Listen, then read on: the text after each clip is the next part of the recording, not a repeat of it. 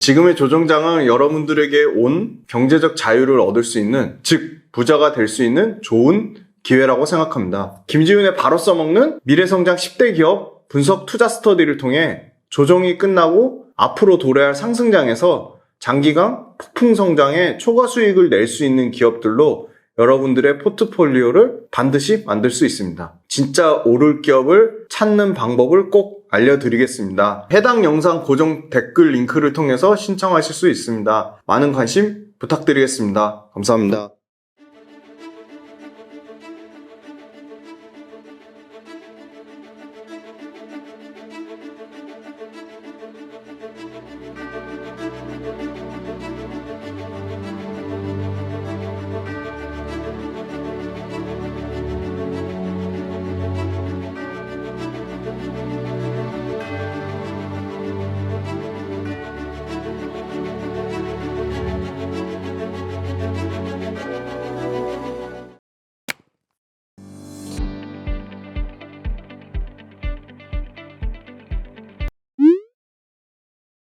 포스코홀딩스 열심히 중요하다고 핵심 사항 설명드리고 있는데 재미있으신지 모르겠습니다. 꼭 필요한 것만 알려드리니까 이것만 아셔도 포스코홀딩스를 투자하시는데 전혀 지장이 없음을 말씀드리고, 주변에 많은 분들한테 이렇게 소개해 주신다고 해서 다시 한번 진심으로 감사드립니다. 더 많이 소개 좀 해주세요. 그래서 빨리 10만 돼가지고 다른 채널 그냥 싹 다 끊고 저희 채널 구독자분들한테만 알짜 핵심 정보를 마구마구 드리고, 저희 채널 구독자분들을 오프라인에서 친 듯이 만나고 싶습니다. 네, 포스코홀딩스. 자, 1, 2부 때 아껴뒀던 가장 핵심 알짜. 자, 포스코홀딩스가 가진 각각의 자회사들의 지분 가치를 저희가 한번 다 계산을 해보겠습니다. 첫 번째, 양극재를 만드는 퓨처엠의 지분 가치 59.8%. 자, 여기서 그 지주사 그 중복 더블 카운팅 때문에 할인은 하는데 할인도 다 다릅니다. 어떤 밸류에이션 산정하시는 분은 30%를 할인하고, 어떤 분은 40%를 할인하고, 어떤 분은 50%를 할인하고, 그 이상 70%, 80% 할인을 할 수도 있습니다. 근데 그건 좀 과하다고 생각해서 그냥 기본적으로 보통 지주사 더블 카운팅 할 때 평균적으로는 30에서 40%를 할인을 줍니다. 근데 보수적으로 잡으면 50%를 잡으니까 포스코 퓨처엠 10월 5일 시총 기준으로 지분율 59.8에 할인율 50%를 곱했더니 8.33조가 나왔고요. 포스코 인터내셔널의 지분가치 70.7%를 할인율 50%를 줬더니 4조 4,400억이 나왔고요. 포스코 DX의 지분가치 65.4%를 할인율 50% 줬더니 2조 7천억 정도가 나왔습니다. 그걸 다 더하고 있습니다. 포스코 엠텍의 지분가치 48.9%를 지주사 할인율 50%를 줬더니 약 3천억 정도가 나왔고요. 포스코 스틸리언의 지분가치를 50% 할인 줬더니 56.9% 지분율에다가 50% 할인율을 곱했더니 1,000억 정도가 나왔네요. 그래서 1,000억을 더했고, 포스코 건설은 비상장사입니다. 그래서 장부가 6,600억에다가 지분율 곱하고 건설사의 평균, 이거는 GS, 현대건설, 삼성물산, 그 다음에 대림, 요런데 PBR 평균이 0.4배거든요. 요걸 더했더니 약 1조 4천억이 나옵니다. 그래서 다 더했더니 17조 3천억 정도가 나와요. 상장 자회사들의 10월 5일 종가 기준으로 다 계산을 해봅니다. 상장 자회사들의 지분 가치가 한 17조 3천억이 나옵니다. 재밌죠? 요거 지분 가치 직접 계산해 보시고 할인율 50% 말고 난 40%만 적용하겠다 하면 가치가 더 올라가 있죠. 그렇게 또 계산을 해보세요. 포스코홀딩스도 2030년까지 탄소 배출 절감 목표를 2019년 대비 10%, 2040년에 50%, 2050년에 100% 탄소 중립으로 가겠다고 했거든요.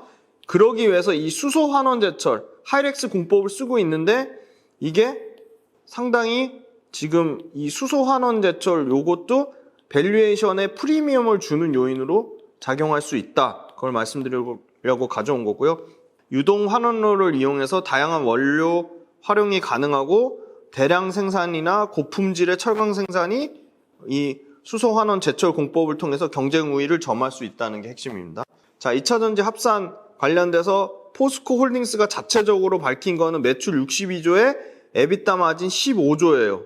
원래 작년에는 41조에 에비타 마진 11조인데 계속 상향 조정됐죠.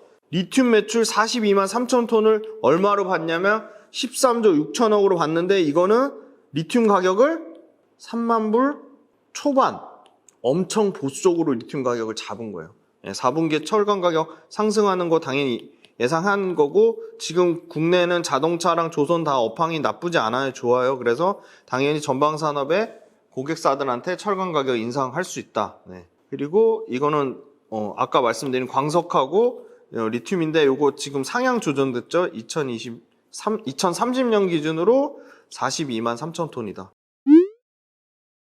자, 포스코홀딩스 실적 한번 볼게요. 80조 9천억대 4% 정도 매출 감소하지만 영업이익 같은 경우도 한 자릿수 3% 정도 예상하는데 내년이 중요하죠. 내년 85조 매출 회복되고 25년에 90조 매출까지 회복이 될 것 같아요. 그래서 5% 정도 성장은 나온다, 매출 성장은. 그 다음에 영업이익이 중요한데 내년에 5조 6천억이고 내후년에 6조 5천억인데 내년에 21% 성장하고 내후년에 13% 성장한다는데 요거 리튬 매출 반영되면 영업이익 7조까지도 볼 수 있다.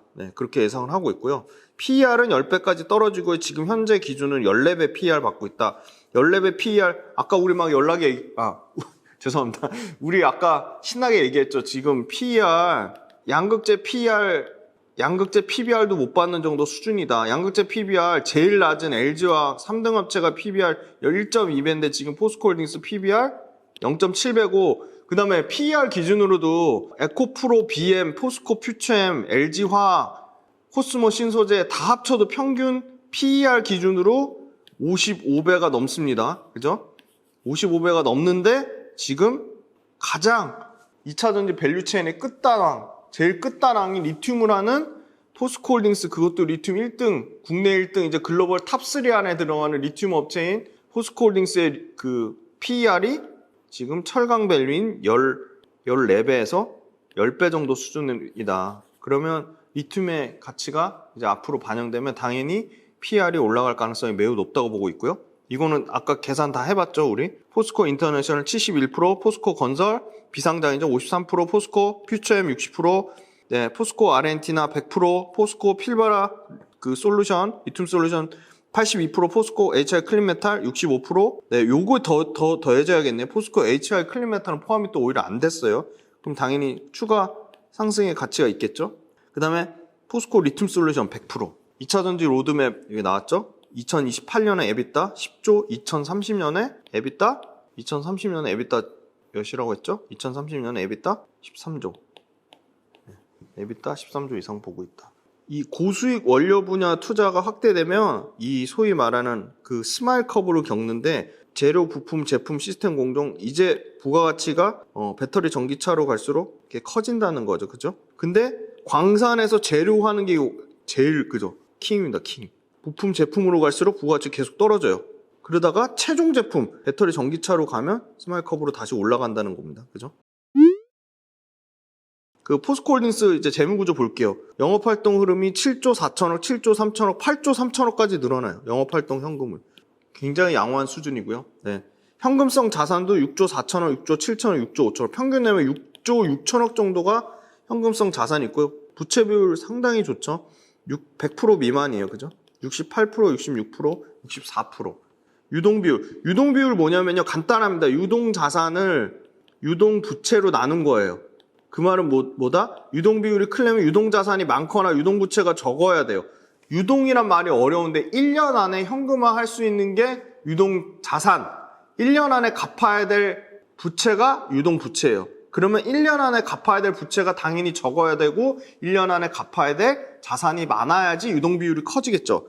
보통 100을 기준으로 하거든요. 23년에 229, 24년에 233, 25년에 239. 오히려 늘어나죠. 그 말은 무슨 말이냐? 1년 안에 갚아야 될 부채는 점점 적어지고 1년 안에 현금화할 수 있는 자산은 점점 많아진다는 거예요. 그죠? 부채는 적어지고 1년 안에 현금화할 수 있는 자산은 많아진다는 거예요. 당연히 유동 비율이 클수록 좋은 거죠. 그만큼 200% 넘는 유동 비율을 나타낸다는 거는 포스코홀딩스의 유동 비율이 부채 비율도 낮고 유동 비율도 부채 비율도 낮으면서 유동 비율도 커진다는 거는 재무 구조가 굉장히 탄탄하다는 겁니다. 에비타 마진으로 보면 5.7배고요. 포스코홀딩스가 24년에도 5.1배, 이익률 5.8%죠. 에코프로 보면 에코프로도 낮아지긴 해요. 근데 에비타가 26배, 내년에 22배. 그러니까 포스코홀딩스가 엄청 싼 거예요. 그죠? 엘버말이 5.9배, 6.7배. 심지어 엘버말도 포스코홀딩스보다 에비타로 보면 비싸요. 그죠? SQM이 제일 싸네요. 칠레 SQM이 3.8배. 그죠? 평균 내보면 10배, 9배인데 그 밑이다. 그러니까 포스코홀딩스 하는 이유가 다 있습니다. 상대적인 밸류에이션도 굉장히 매력적이다. 상대적인 밸류에이션 굉장히 매력적이라고 말씀드릴 수 있을 것 같고요. 이건 공매도 현황인데 9월 26일 기준으로 왜 3일 전 거만 나오니까 여전히 1조 가까이 돼요. 어마어마한 공매도 잔고가 지금 전혀 줄고 있지 않고 있죠. 200만 주 정도 되고 잔고로 1조다. 그죠? 뭐 거의 규모로 치면 계속 역대 최대급이에요. 지금 어마어마하다. 최근에 보시면 투신이 계속 사고 있어요. 개인 계속 사고 있고요. 누적적으로.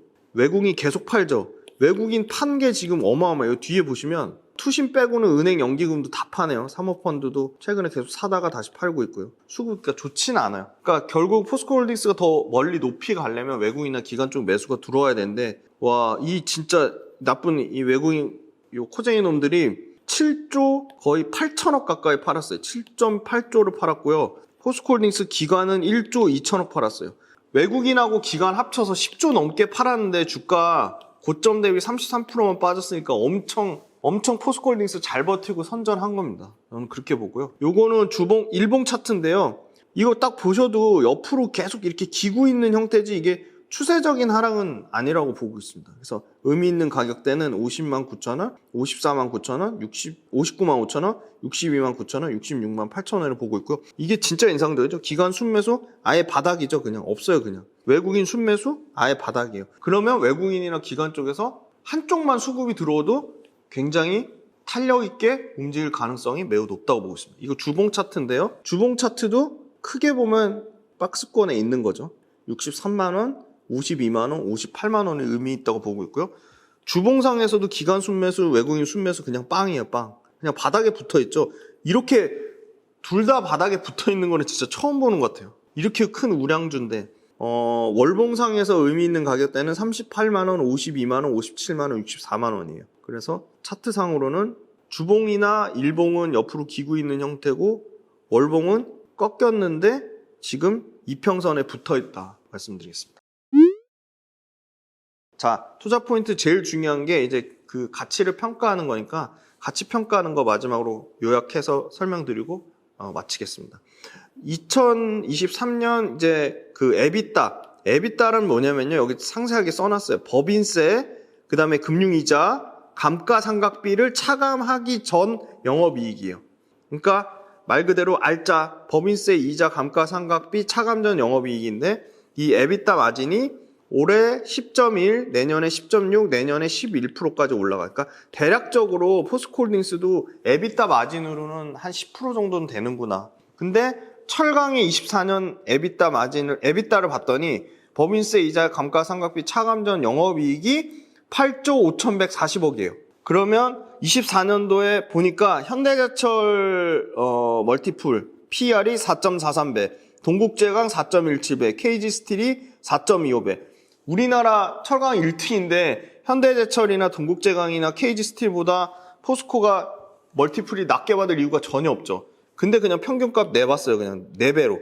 요거 평균 대충 내보면 한 4.3 뭐 이렇게 돼요. 근데 그냥 계산하기 편하게 4배라고 할게요.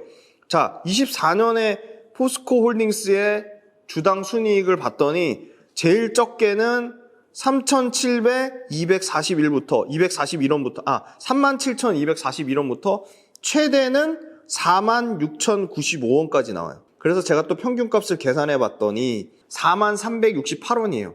자, 그러면 포스코홀딩스가 24년도 에비타 8조 5천억에다가 멀티플 4배 곱하면 34조.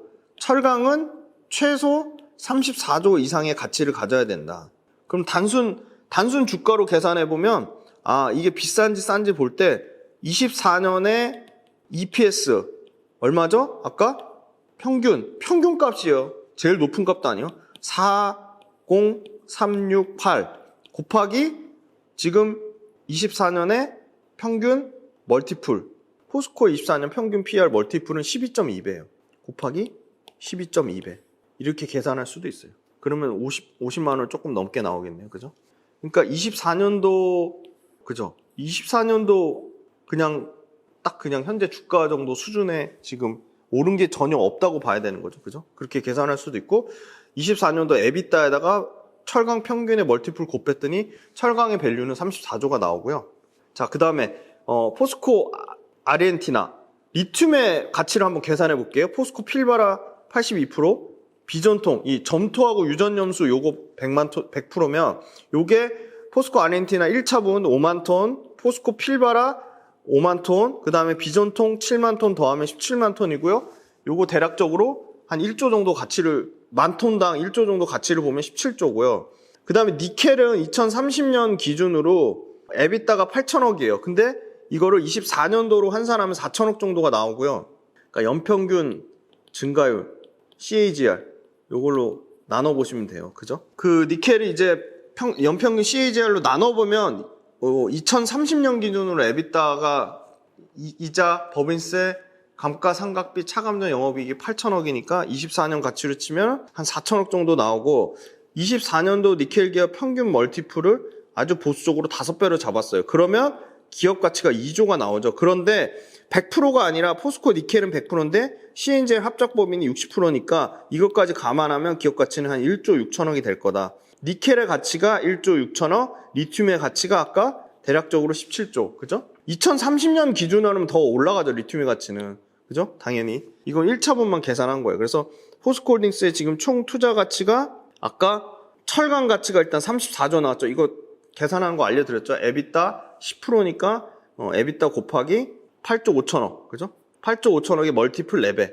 에비타 그러니까 10% 정도 에비타 마진 나온다고 치면 85조 매출 나잖아요. 그럼 에비타 마진 10%면 8조 5천억 맞잖아요. 그죠? 거기다 곱하기 철강의 멀티플 4배 하면 34조가 나와요. 철강이 34조고 리튬이 17조, 리튬 17조. 그 다음에 니켈 11조 6천억. 그 다음에 포스코홀딩스가 가진 각각의 자회사 계산한 거 알려드렸죠? 17조 3천억. 이걸 다 더했더니 약 70조가 나옵니다. 69.7 이런데 70조가 나오고 여기서 순차익금을 빼야 돼요. 포스코홀딩스 순차익금 대략 7조예요. 그거 빼면 63조가 나오고 63조를 포스코홀딩스 총 주식수 8,500만 주로 나누면 적정 주가는 74만 1,176원이 나온다. 그러면 지금 51만 원이니까 약 몇 프로죠?